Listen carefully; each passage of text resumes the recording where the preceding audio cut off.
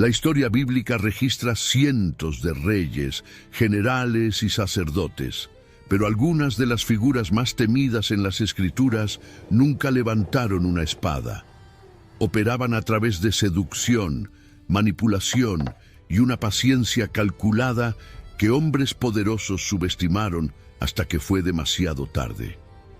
Esta es la historia de las 7 mujeres que demostraron que el poder más peligroso raramente hace ruido. La primera de ellas no era israelita. Venía de Sidón, hija de Etbaal, rey de los sidonios y sacerdote de la diosa Astarte. Su nombre era Jezabel, y cuando se casó con Acab, rey de Israel, alrededor del año 870 a.C., no vino solo como esposa. Vino como misionera de una religión que Israel consideraba abominación. El matrimonio era alianza política. Acab necesitaba a Sidón como socio comercial y militar. Etbaal necesitaba acceso a las rutas terrestres de Israel. Jezabel era el sello del acuerdo, pero nadie calculó lo que ella haría con el acceso al trono. Primer Reyes, capítulo 16. Registra que Acab hizo más para provocar la ira del Señor que todos los reyes de Israel antes de él, y el texto deja claro quién estaba detrás. Jezabel no adoraba discretamente a sus dioses en aposentos privados. Ella importó 450 profetas de Baal y 400 profetas de Asera. Los instaló en el palacio, los alimentaba de la mesa real, y entonces comenzó la cacería. Primer Reyes, capítulo 18, versículo 4, revela que Jezabel estaba exterminando a los profetas del Señor. No era persecución esporádica, era programa sistemático de eliminación. Abdías, un oficial del palacio que aún temía a Dios, escondió a 100 profetas en 2 cuevas, 50 en cada una, y los sustentó con pan y agua, mientras Jezabel ejecutaba a los otros. Piensa en la logística de esa masacre. Identificar a cada profeta, localizarlos en ciudades esparcidas por todo el territorio, enviar soldados, ejecutar y mantener eso funcionando por tiempo suficiente para que un hombre necesitara esconder sobrevivientes en cuevas como si fueran fugitivos de guerra.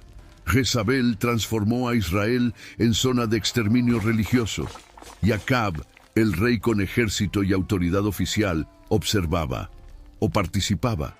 Los textos sugieren que él era más espectador que protagonista. Jezabel gobernaba. Acab solo ocupaba el trono. El enfrentamiento más famoso ocurrió en el Monte Carmelo. Elías desafió a los 450 profetas de Baal. Fuego descendió del cielo. El pueblo se volvió contra Baal. Los profetas fueron ejecutados. Parecía victoria definitiva. La respuesta de Jezabel vino en forma de mensajero. Primer Reyes, capítulo 19. Registra sus palabras.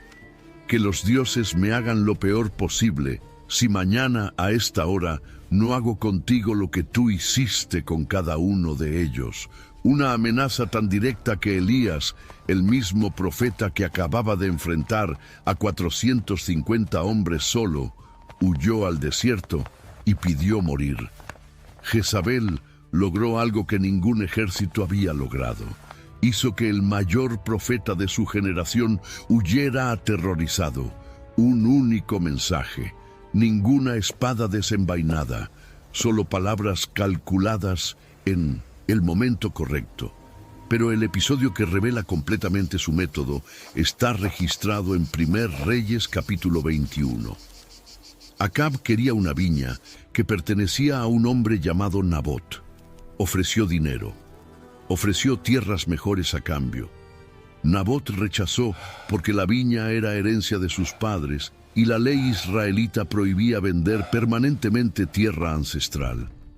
Acab volvió al palacio y se acostó en su cama. Volvió el rostro hacia la pared y se negó a comer. Comportamiento de niño frustrado, no de rey.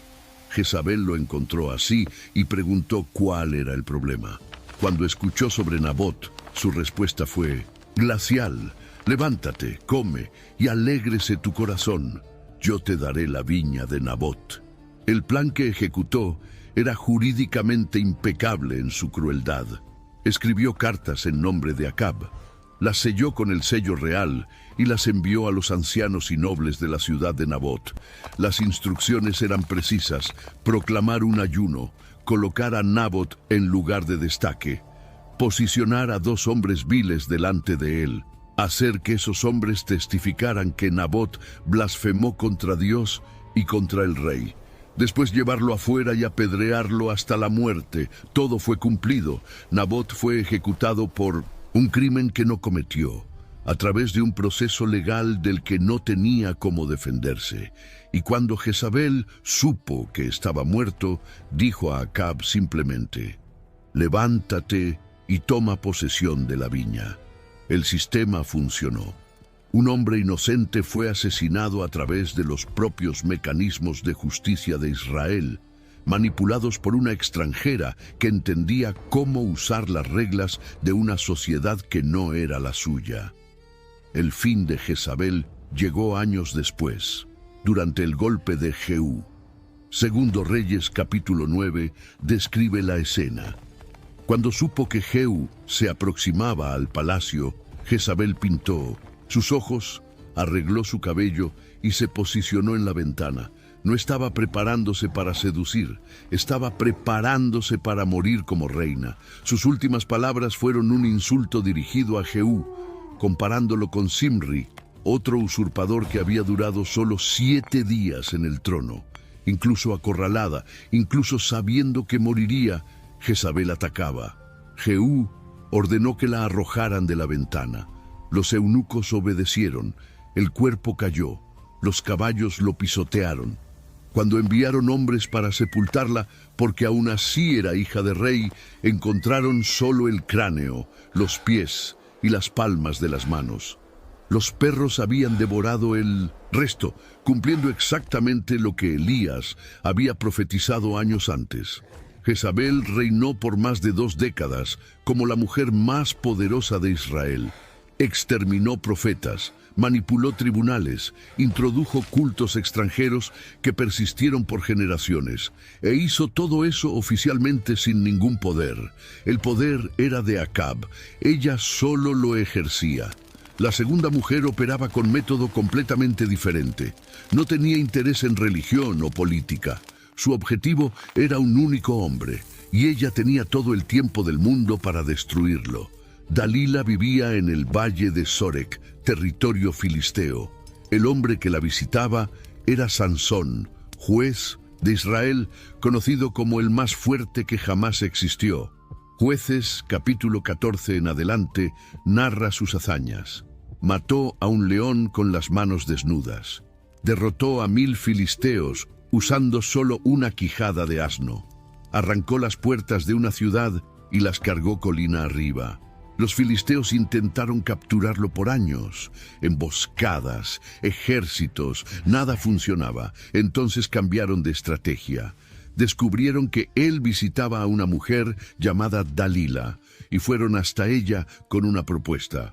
Jueces capítulo 16 registra la oferta.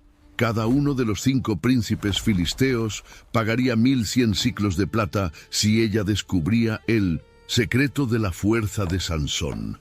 5500 siclos en total, una fortuna que garantizaría independencia financiera por el resto de su vida. Dalila aceptó. Lo que sucedió después no fue seducción de una noche. Fue campaña de extracción de información que duró semanas, tal vez meses.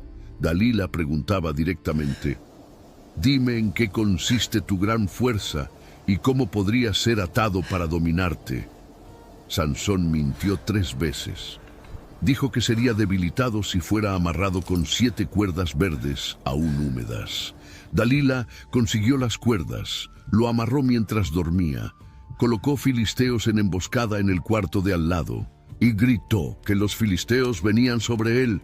Sansón rompió las cuerdas como hilo quemado. Segundo intento.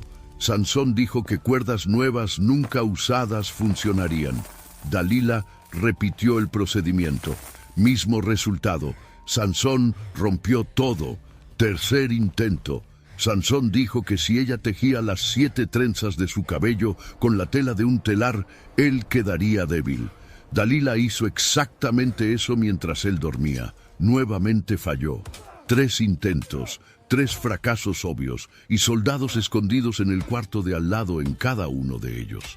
Cualquier persona racional percibiría que estaba siendo manipulada para una trampa. Sansón continuó volviendo.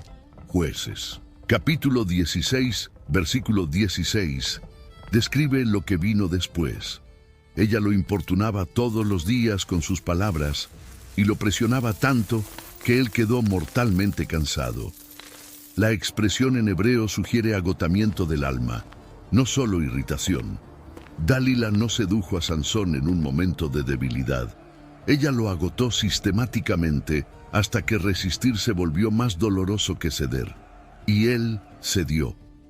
Contó que era nazareo desde el vientre de su madre, que navaja nunca había tocado su cabeza, que si fuera rapado, su fuerza lo dejaría.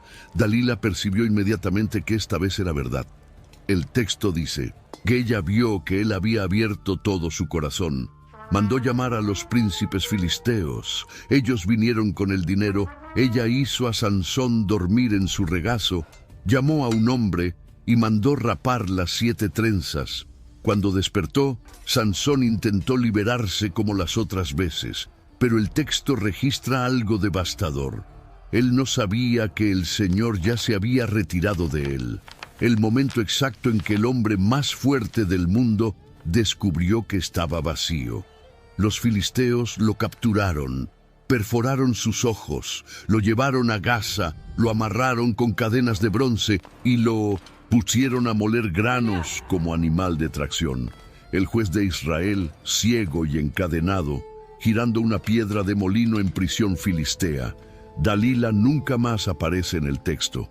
Recibió su plata, desapareció de la historia. Su única función narrativa fue destruir a Sansón, y ella cumplió con eficiencia industrial. El método de ella no exigía violencia, autoridad o siquiera inteligencia excepcional. Exigía solo paciencia y la certeza de que, eventualmente, la resistencia de cualquier persona tiene un límite. La tercera mujer hace que Jezabel parezca moderada, porque Jezabel mató profetas de una religión rival. Atalía mató a su propia familia para tomar el poder. Ella era hija de Acab y Jezabel, o al menos criada por ellos. Se casó con Joram, rey de Judá, en un arreglo que unió los 2 reinos israelitas por matrimonio. Cuando Joram murió, su hijo Ocosías asumió el trono. Duró 1 año. Fue muerto por Jehú durante el mismo golpe que eliminó a la casa de Acab en el reino del norte. Segundo Reyes, capítulo 11, comienza con una frase que paraliza. Cuando Atalía vio que su hijo había muerto, se levantó y exterminó a toda la descendencia real. Toda. No algunos. No rivales específicos. Toda la descendencia real. Sus propios nietos, niños y bebés incluidos, ejecutados por orden de la abuela para que nadie pudiera reclamar el trono que ella pretendía ocupar. Atalía se convirtió en la única mujer en reinar oficialmente sobre Judá, no como regente, no como reina consorte, como gobernante absoluta, y mantuvo esa posición por 6 años. Lo que ella no sabía era que un bebé había escapado. Joás, hijo de Ocosías, tenía aproximadamente 1 año cuando la masacre ocurrió. Su tía Josaba, que era esposa del sumo sacerdote Joiada, escondió al niño y a su nodriza en un cuarto de camas dentro del templo, y allí permaneció escondido durante todos los 6 años del reinado de Atalía. Imagina la logística de esconder a un niño en el propio templo por 6 años. Alimentarlo, mantenerlo en silencio, garantizar que ningún siervo, ningún guardia, ningún visitante descubriera su existencia. Un error y el niño moriría, y con él todo el linaje de David. En el 7º año, Joiada actuó. Reunió a los comandantes de los guardias reales Les mostró al niño. Organizó un golpe meticuloso con relevos de tropas que garantizaba protección máxima durante la coronación. Segundo Reyes, capítulo 11, describe el momento. Joiada trajo al hijo del rey, puso sobre él la corona y el testimonio, lo ungieron rey y proclamaron aplaudiendo: ¡Viva el rey! Atalía oyó el ruido del pueblo corriendo y aclamando. Fue al templo. Vio al niño de pie junto a la columna, conforme la costumbre, rodeado de príncipes y trompetistas. Rasgó sus vestiduras y gritó: ¡Traición! ¡Traición! Sus últimas palabras fueron una acusación de traición contra quien estaba restaurando el linaje legítimo que ella misma había intentado exterminar. Joiada ordenó que la sacaran del templo y la ejecutaran afuera para no profanar el lugar sagrado con sangre. Fue muerta junto a la entrada de los caballos del palacio. 6 años de reinado absoluto, exterminio casi completo de la casa de David. Y al final, derribada por un niño que ella no sabía que existía, escondido en el único lugar que ella aparentemente nunca pensó en buscar, la casa del Dios, que su madre había intentado reemplazar por Baal. La cuarta mujer no necesitó años para conseguir lo que quería. Necesitó una única noche y una hija que sabía bailar. Herodías era nieta de Herodes el Grande, aquel que ordenó la masacre de los niños de Belén. Ella se casó primero con su tío Herodes Felipe. Tuvieron una hija llamada Salomé. Después, Herodías abandonó al marido para casarse con otro tío, Herodes Antipas, que era tetrarca de Galilea. El problema era que Herodes Antipas ya estaba casado, y según la ley judía, Herodías aún era esposa de su primer marido, ya que no había divorcio legítimo. El matrimonio era ilegal en múltiples frentes. Un hombre señaló esto públicamente. Juan el Bautista, el profeta que predicaba en el desierto, declaró que no era lícito a Herodes tener la mujer de su hermano. Marcos capítulo 6 registra que Herodías guardaba rencor contra Juan y quería matarlo, pero no conseguía porque Herodes temía a Juan, sabiendo que era hombre justo y santo, y lo protegía. Herodes mandó arrestar a Juan, pero no ejecutarlo. Le gustaba oírlo hablar, aunque sus palabras lo perturbaran. Juan quedó en la prisión mientras Herodías esperaba. La oportunidad vino en el cumpleaños de Herodes. Un banquete para los grandes de Galilea, comandantes militares y líderes locales. En medio de la fiesta, la hija de Herodías entró y bailó para los invitados. Marcos capítulo 6, versículo 22, dice que ella agradó a Herodes y a los que estaban con él a la mesa. El tipo de baile que una joven hace delante de hombres borrachos en un banquete no necesita explicación detallada. Herodes quedó tan impresionado que hizo un juramento público. Pídeme lo que quieras y te lo daré, hasta la mitad de mi reino. La muchacha salió y preguntó a su madre: ¿qué pediré? La respuesta fue inmediata: la cabeza de Juan el Bautista. Ella volvió apresuradamente e hizo el pedido con un añadido propio: quiero que me des ahora mismo en un plato la cabeza de Juan el Bautista. Herodes quedó consternado. El texto usa la palabra perilipos, profundamente angustiado, pero había hecho juramento delante de invitados importantes. Rechazar significaría parecer débil o mentiroso. La honra pública pesó más que la vida de un profeta. Envió a un verdugo a la prisión. Juan fue decapitado. La cabeza fue traída en un plato y entregada a la muchacha, quien la entregó a su madre. Herodías consiguió en una noche lo que no había conseguido durante todo el tiempo en que Juan estuvo preso. Usó a su propia hija como instrumento. Calculó el momento exacto en que Herodes estaría vulnerable, rodeado de testigos de su juramento, y transformó un impulso de lujuria borracha en ejecución irreversible. El cuerpo de Juan fue recogido por sus discípulos y sepultado. Herodías finalmente había silenciado la única voz que la llamaba públicamente adúltera.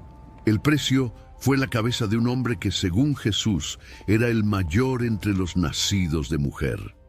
La quinta mujer aparece mucho antes, en el libro de Génesis. Ella ni siquiera tiene nombre registrado. Es identificada solo como la esposa de Potifar. Pero lo que hizo a un joven esclavo hebreo moldeó el destino de una nación entera. José había sido vendido por sus propios hermanos a mercaderes que lo llevaron a Egipto. Allí fue comprado por Potifar, oficial de Faraón y capitán de la guardia. Génesis capítulo 39 describe que el Señor estaba con José y él prosperó. Potifar percibió esto y gradualmente puso toda la administración de su casa en las manos del esclavo hebreo. El texto hace cuestión de mencionar que José era hermoso de forma y de parecer, apuesto, y la esposa de Potifar lo notó. Génesis capítulo 39, versículo 7 es directo. Ella puso los ojos en José y dijo: acuéstate conmigo, sin rodeos, sin seducción gradual. Una orden directa de la señora de la casa para un esclavo que técnicamente no tenía derecho a rechazar. José rechazó.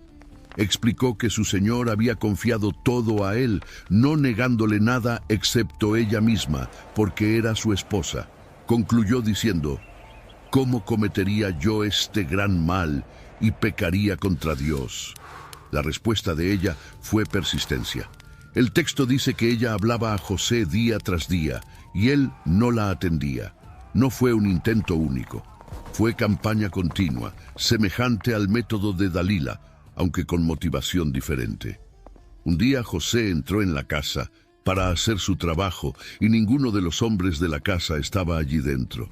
Ella lo agarró por la ropa y repitió la orden: acuéstate conmigo. José huyó. Literalmente corrió hacia afuera de la casa, dejando su ropa en las manos de ella. Y esa ropa se convirtió en el arma que ella usaría para destruirlo.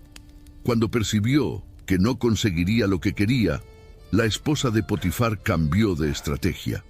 Guardó la ropa, llamó a los hombres de la casa y dijo que el esclavo hebreo que Potifar había traído había entrado para burlarse de ella, que ella había gritado y él había huido dejando la ropa. Repitió la misma historia cuando Potifar llegó, añadiendo: el esclavo hebreo que nos trajiste vino a mí para abusar de mí. La ropa que probaba la inocencia de José, que él había soltado al huir de la tentación, se convirtió en la prueba fabricada de su culpa. Potifar se enfureció. José fue lanzado a la prisión donde quedaban los prisioneros del rey, años en la cárcel, por un crimen que no cometió, porque una mujer no aceptó rechazo y decidió que si no podía tenerlo, nadie lo tendría libre. La historia de José eventualmente se invirtió. En la prisión interpretó sueños. Fue llamado delante de Faraón. Se convirtió en gobernador de Egipto. Salvó a su familia del hambre. Pero nada de eso borra los años que pasó preso injustamente por causa de una acusación falsa hecha por una mujer cuyo nombre la Biblia ni siquiera registra. La sexta mujer ocupaba posición aún más influyente. Era madre de rey y abuela de rey. Su nombre era Maaca. Primer Reyes, capítulo 15. La presenta como madre de Abías y abuela de Asa, reyes de Judá. El texto menciona que Asa hizo lo recto ante los ojos del Señor, como David su padre. Removió del país a los prostitutos cultuales, quitó todos los ídolos que sus padres habían hecho. Y entonces viene el versículo 13. También a Maaca, su abuela, depuso de la dignidad de reina madre, porque ella había hecho una imagen abominable a Asera. Reina madre era posición oficial, daba acceso al rey, influencia sobre decisiones, presencia permanente en el palacio. Y Maaca usó esa posición para promover culto a Asera, divinidad cananea asociada a rituales de fertilidad que frecuentemente incluían prostitución ritual. El término hebreo usado para describir lo que ella hizo, mipletzet, aparece solo aquí en toda la Biblia. significa algo horrendo, repugnante, algo que causa temblor de repulsa. Estudiosos debaten exactamente qué era el objeto, pero el consenso es que se trataba de imagen asociada a cultos de fertilidad de naturaleza explícitamente sexual. Maacah no estaba practicando religión extranjera discretamente. Estaba manufacturando objetos de culto pagano mientras ocupaba la segunda posición más influyente del reino. Y probablemente hizo esto durante años, dado que su nieto necesitó tomar medidas formales para removerla. Asa no solo destruyó el ídolo, lo quemó en el Valle del Cedrón, lugar que se convertiría en depósito de objetos impuros eliminados de Jerusalén, y depuso a su propia abuela de su posición oficial. La elección entre lealtad familiar y fidelidad religiosa raramente queda tan clara. Maacah forzó a su nieto a hacer esa elección, y él eligió destruir lo que ella había construido, aunque eso significara humillarla públicamente. La séptima mujer es diferente de todas las otras. No era reina, no tenía acceso a reyes, no operaba por seducción. Su poder venía de una fuente que Israel consideraba prohibida: contacto con los muertos. 1 Samuel, capítulo 28. La llama mujer que tenía espíritu de adivinación. En Endor, en la práctica era medium, alguien que alegaba poder consultar espíritus de personas muertas. El contexto es crucial. Saúl, rey de Israel, estaba en desesperación. Los filisteos habían reunido ejército masivo. Samuel, el profeta que lo había ungido y aconsejado por décadas, estaba muerto. Saúl consultó al Señor, pero el Señor no le respondió, ni por sueños, ni por Urim, ni por profetas. Silencio absoluto. El rey, abandonado en el momento más crítico de su reinado. Entonces Saúl ordenó a sus siervos que encontraran una mujer que tuviera espíritu de adivinación. Es ironía brutal. El propio Saúl había anteriormente expulsado de Israel a los médiums y adivinos, cumpliendo la ley que prohibía esas prácticas. Ahora buscaba exactamente lo que había desterrado. Encontraron una en Endor. Saúl se disfrazó, vistió otras ropas y fue hasta ella de noche con 2 hombres. Pidió que ella consultara un espíritu e hiciera subir a quien él indicara. La mujer hesitó. Dijo que Saúl había eliminado a los médiums de la tierra y preguntó por qué él armaba trampa para su vida. Saúl juró por el Señor que ningún castigo le sobrevendría por eso. El rey de Israel, jurando por el nombre de Dios para garantizar impunidad a una práctica que Dios había explícitamente prohibido. Ella preguntó a quién debería hacer subir. Saúl dijo: «Hazme subir a Samuel». Lo que sucedió enseguida es objeto de debate teológico hace milenios. La mujer vio algo subir de la tierra y gritó con voz fuerte. Reconoció inmediatamente que su cliente era Saúl. Sea lo que fuera que ella esperaba que sucediera, claramente no era aquello. Saúl preguntó qué veía. Una figura que ella describió como un hombre anciano subiendo, envuelto en un manto. Saúl entendió que era Samuel y se postró. Las palabras que vinieron y fueron devastadoras. «¿Por qué me inquietaste haciéndome subir?». La respuesta de Saúl fue que estaba en gran aprieto, filisteos peleando, Dios desviándose de él y no respondiendo más. La respuesta de Samuel, o de lo que sea que estuviera hablando a través de aquella sesión, fue sentencia de muerte. El Señor hizo como había dicho por mi intermedio, rasgó el reino de tu mano y lo dio a David. Porque no obedeciste a la voz del Señor, mañana tú y tus hijos estaréis conmigo, y el ejército de Israel será entregado en manos de los filisteos. Saúl cayó inmediatamente por tierra, postrado en toda su longitud. Estaba sin fuerzas, no había comido nada en todo el día. La médium de Endor, aquella que debería ser ejecutada por la ley que Saúl mismo había implementado, ahora cuidaba del rey. Insistió en que comiera.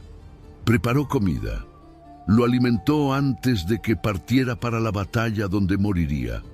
Al día siguiente, exactamente como fue dicho, los filisteos vencieron. Los hijos de Saúl murieron. Saúl, herido por arqueros, pidió que su escudero lo matara para no ser torturado por los incircuncisos. El escudero rechazó. Saúl se lanzó sobre su propia espada. La última persona que Saúl consultó antes de morir fue una mujer que practicaba exactamente lo que él había prohibido. Y ella le dijo exactamente lo que sucedería sin posibilidad de escape. Cada una de esas mujeres fue subestimada. Cada una explotó exactamente esa subestimación. Y cada hombre poderoso que cruzó sus caminos descubrió demasiado tarde que la amenaza real raramente viene de donde se espera. Sansón esperaba enemigos filisteos, no una mujer en su propia cama. Acab temía profetas, no a la esposa a su lado. Herodes temía revueltas populares, no una danza en su propio banquete. Los cronistas bíblicos registraron estas historias no como entretenimiento, sino como archivo, un catálogo de patrones que se repiten porque la naturaleza humana no cambia. 3 milenios, mismas estrategias, mismos puntos ciegos y la misma lección que continúa siendo. How many discounts does USAA Auto Insurance offer? Too many to say here. Multi-vehicle discount, safe driver discount, new vehicle discount, storage discount, legacy. How many discounts will you stack up? Tap the banner or visit USAA.com/auto discounts. Restrictions apply. Ignorada.